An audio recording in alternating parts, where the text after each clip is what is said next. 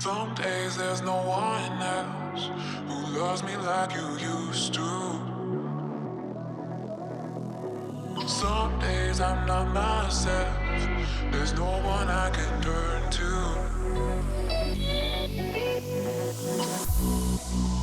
All the feelings that we shared are in the past. Your relationships are never meant to last.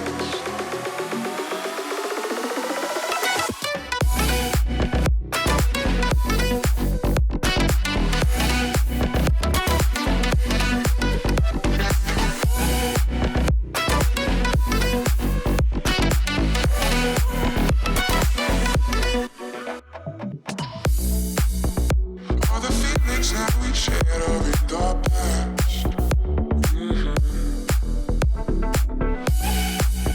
Your relationships are never meant to last. It might take some time, but I'll be alright. I'm moving on, moving on.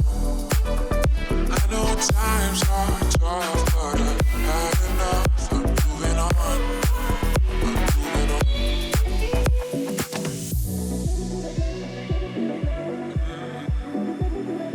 Moving on, moving on.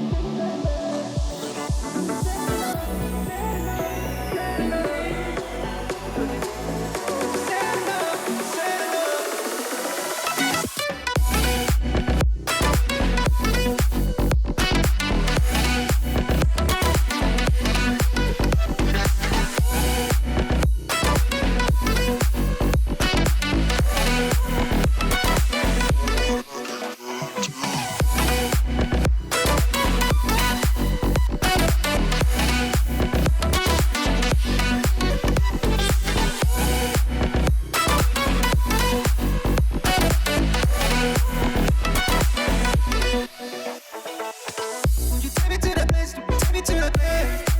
Won't you take me to that place? Won't you take me to that place? Won't you take me there, man? Because you said enough, you said enough, you said enough. Because you said enough, you said enough. All alive. The devil's in the detail, lingered inside. Oh, a holy crime. But how can I hide you without an alibi? It's a lover's fight without an alibi. You took my innocence.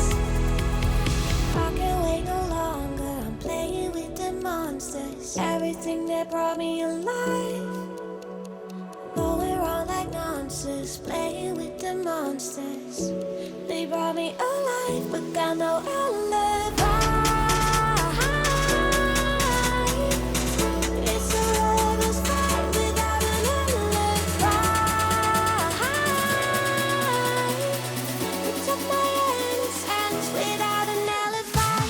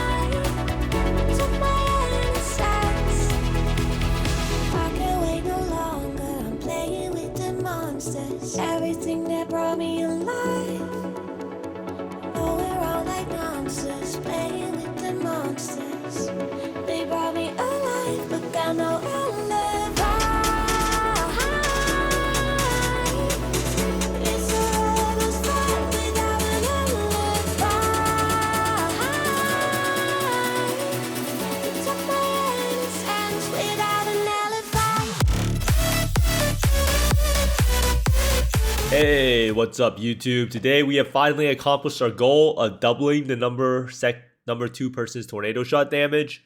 And it's been a long time coming. I did find out all the ways to tooltip warrior the PoE ninja.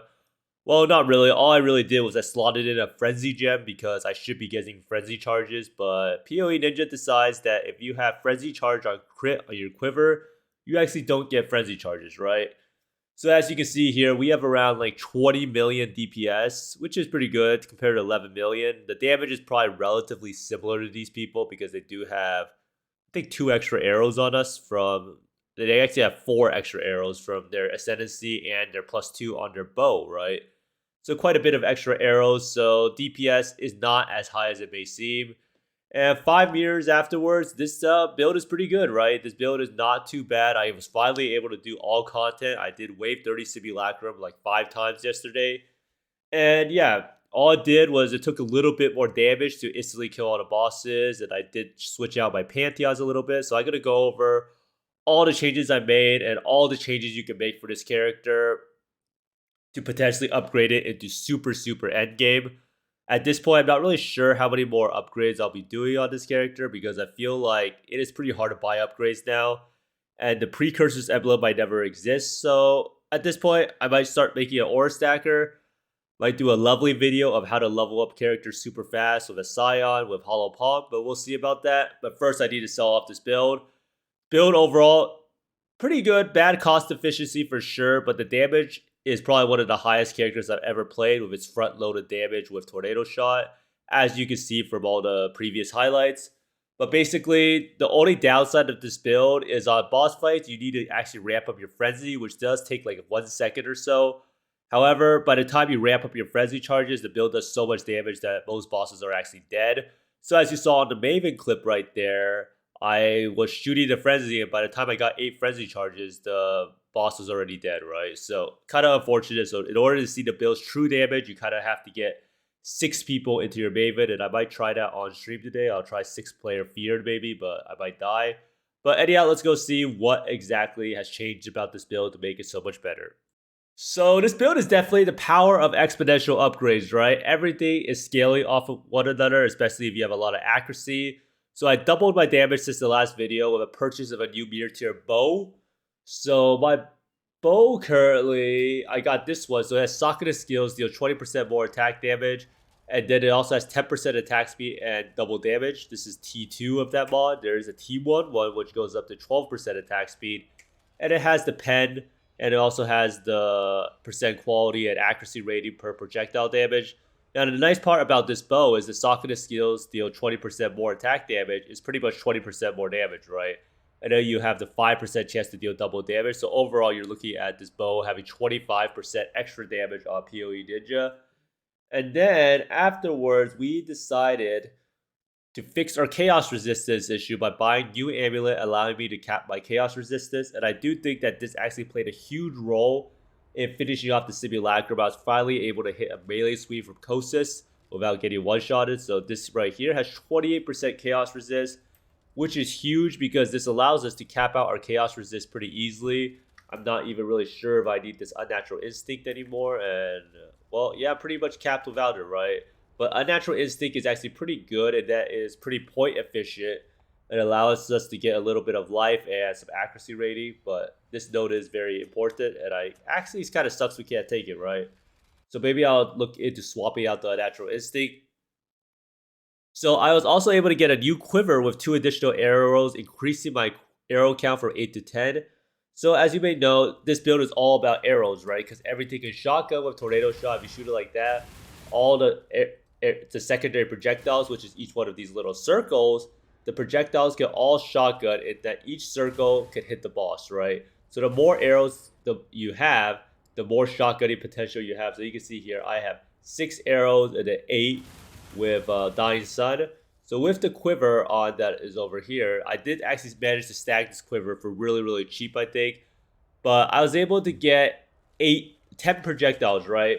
So if you look at it that way, increasing the arrow count from 8 to 10, even though it's not an accuracy base anymore, it does give you around 25% more damage, and losing the previous quiver was only like a 10% damage loss, right? So that was actually a huge addition, trying to get more additional arrows. And additional arrows is a very good way of scaling your damage, but it does have diminishing returns, right? So if you go for 12 to 14 arrows, it's a lot less than 20% damage increase. So that's why at a certain point, there might be better things to scale than additional arrows. It's like the same thing with Barrage and Power Siphon. I also bought a few more Abyss Jewels to round it off. So I have some nice Abyss Jewels here with flat bow damage and then life and multi. And then this one over here is T1 life and then more multi and T1 accuracy, which it's pretty rare. So overall, my Abyss Jewels is no longer so bad. It has definitely helped out the damage a lot. It's actually crazy how much an Abyss Jewel gives you by just giving you some flat lightning damage and also with a lot more accuracy, right? So another change I made was I dropped the Replica Conqueror's efficiency. I was able to use a split personality. I was able to do that by crafting on... Wait, what was I able to do? Oh yeah, I was able to use... Because I needed a little bit of mana to cast my skill, so I actually switched over this cluster. So I was able to use Martial Prowess and Field of Fight, right? So Field of Fight has attack damage leads as mana. And for everyone wondering how you can sustain mana on bow builds and how you can sustain mana on the claw builds, you need some sort of attack damage leads as mana. So by using this, I was able to sustain my mana cost of 2, and I was able to craft on flat damage on the amulet. And I was able to use inspiration. For a long time yesterday, I was crafting on minus mana cost, and I was actually unable to use inspiration because inspiration requires you to spend mana in order to gain charges. So that was a huge mistake. So I actually did some simulacrums on a 5 link pretty much. So make sure if you're using inspiration to not have 0 mana cost, or you'll be screwing yourself over. At the same time, I was also able to shore up some of the build's defenses, and this actually did allow me to finish the Simulacrum. Turns out Chaos Cap is huge in Simulacrums, and I also added some max resistance nodes as I was dying to extra elemental damage mods, which do not actually get mitigated by spell suppression. So if you go over here, you take these nodes over here. These nodes actually give you some max res, so let's see. So it can increase your hit. So you can see it's 46,000, 44,000, 55,000 max hit, right? So without these nodes, you'll see that it's a little bit lower on the max hit. So it's 40,000. This does help out a little bit on mitigating your damage. That's like 10% less damage taken. You can also help this out if you ran different flasks, like, what's it called? So you have Sapphire Flask, which will increase your max hit, especially with Mage Blood. And you can also run a Topaz Flask. And I did realize that a lot of times I was dying in Simulacrum was not even to the spells for Lycosis, but it's mainly for the melee hits that get all of the extra elemental damage mods, right? So none of this gets mitigated by armor, and it's only mitigated by your HP pool and max resist. So that's why spell suppression is not like one solution fixes all in Simulacrum. So if you're dying of 100% spell suppression, you might just have too little life and too little max res. So that's why Brass Dome is so good, because Brass Dome actually gives you the 5% max res that you need to survive the extra elemental damage mods, right? And I finally also dragged my character over to the trade site and captured everything I needed for my Pantheon. So I had Soul of Lunaris. I got this node here, which is pretty much 6% reduced elemental damage. So this pretty much will reduce the melee swings of the hit by 6% reduced damage. And I also got 10% chance to avoid projectiles, which is a little bit good. I decided to use this because this is pretty much 8% physical damage reduction when there's coasters next to a bunch of mobs. So I did feel like this actually helped out my survivability a lot. And by the end, I was able to take some melee swings sometime. And if I could take one melee swing, I can leech back my life to full, right? So pretty big on fixing the build's defenses for melee Simulacrum. So at this point, you might be wondering, the build does like almost like, what, like 250 million DPS, 300 million DPS with more arrows. What can you possibly do to get more damage? And the answer is quite surprising. You can still double the damage on this build pretty easily, but it requires the Precursors ring with triple accuracy per frenzy charge. These rings purely just don't exist. No one is delving right now, and I don't think they will actually exist in this league, right? So this is kind of like getting a triple modded Watcher's Eye, except a little bit easier because there's less total mods for these rings. Potentially, you want to get 2 arrows on bow, which will be a slight upgrade, but diminishing returns if you have a lot of arrows. So for this bow, for instance, the 10% attack speed and double damage can become 2 additional arrows, which is more damage than that mod. You can also get all Abyss Jewels to synthesize mods and get double penetration implicit on unique jewels. So I have one of these Transcendent Spirits with double penetration. And then you can also get Abyss Jewel Synthesized, which has like 50 accuracy, and some other mods. You can even get crit multi on them. But rolling these jewels is a complete nightmare, so that's why I'm not really going to focus on that. You can also corrupt your helmet with Power Charge, or socketed gems have reduced mana reservation. And then boots can also roll spell suppression on the suffix. Now, in terms of survivability increases, I do think that this is probably one of the biggest upgrades you can make, because it's really hard to get spell suppression capped on this build. But if you got like 22% on these boots, you're actually able to get spell suppression cap pretty easily with minimal investment on the tree, right? So all of these upgrades, although they're nice, they're very, very expensive, and they are probably not so cost efficient to do with how much this build already does in damage. But the easiest upgrade is probably to snipe one of these triple accuracy precursors, which will probably never exist. So you might be wondering, how good is this build after all of this investment, right? Compared to endgame Lightning Strike, this build probably does more damage because there's no time where you have to wait to put down totems to do max damage. So if you see here, this is Lightning Strike, right? It's kind of like a snail because you have to put down your Vol Ancestral War Chief, and then you have to put down the Ancestral Protector totem. And yeah, and then you also have to use Lightning Strike, Vol Lightning Strike twice. But Vol Lightning Strike or Lightning Strike does do a lot of damage, and both builds do incredibly fast kills. But I do think Tornado Shot wins out slightly, especially if you have Frenzy Charges going into the fight, in that they will both kill the boss nearly instantly. But I think Tornado Shot just does it a little bit faster. And you can definitely see this if you watch the highlights at the start with how fast the Guardian map bosses died, right? And this is probably some of my fastest boss kills ever. I do think that Kosa's actually sometimes just got evaporated if the shotgun hit perfectly and he just like got reshotted at like wave 30. And this build has infinite scaling potential, and with previous upgrades, like I said before, could do double or maybe even triple damage. And in the end, this build's never going to be a super tanky character because character has too many core uniques. Like, there's just too many uniques, right? So if you look at the damage right here, you drop one of these rings, half damage, right? You drop another ring, half damage, half damage. You drop two rings, you're literally doing a puny amount of your damage. You drop your gloves, all your damage lost. You drop the chest piece, half damage, right? How about the helm? The helm is probably one of the helm. Oh, just lost more damage again, right? So like, there's nothing for this build to do, right? You can't drop the boots. Every single piece of gear is insane amounts of damage, right? Like, the quiver is probably the one that you could drop the best.